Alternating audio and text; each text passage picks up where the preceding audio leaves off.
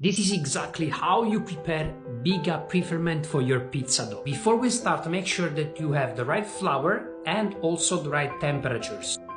You need flour, of course, then water, yeast, a fork, and if you have a probe for temperature. And of course we start with dissolving the yeast in water.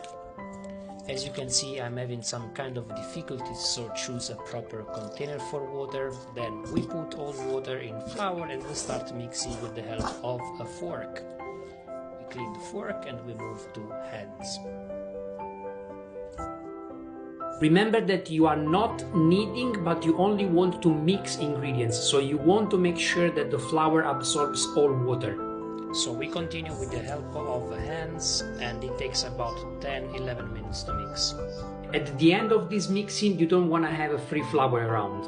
Time to cover with thin film and then make some holes with our fork.